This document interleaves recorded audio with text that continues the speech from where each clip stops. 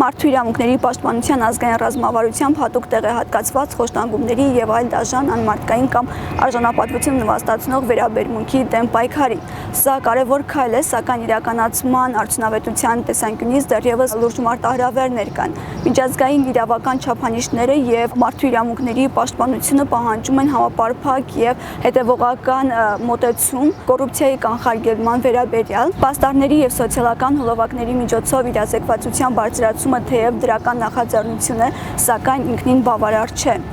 Իրավական տեսանկյունից առկա է հիմնարար խնդիր, բացակայում է հստակ մեխանիզմ, որով հնարավոր կլինի չափել այդ տեղեկատվական նյութերի որակական ազդեցությունը։ Անհրաժեշտ է գիտական մեթոդաբանություն, որը կներառի հստակ մեխանիզմներ հասարակության վրա դրա ազդեցությունը եւ վարքագծի փոփոխությունը գնահատելու համար։ Պետք է նկատի ունենալ, որ պաստառների եւ սոցիալական հոլովակների միջոցով իրազեկվածության բարձրացումը պետք է դիտարկել որպես լրացուցիչ մեխանիզմ, այլ ոչ թե հիմնական գործիքակազմ։ Տեղեկատվական քարոզչությունը չի կարող փոխարինել խոր համակարգային փոփոխությունների։ Ռազմավարությամբ նախատեսված 5 գործողություններից, որոնք ուղղված են խոշտանգումների դեմ պայքարին, միայն մեկն է ամբողջությամբ կատարված։ Մնացած 4 գործողությունները կապված իրազեկվածության բարձրացման եւ անանուն հաղորդումների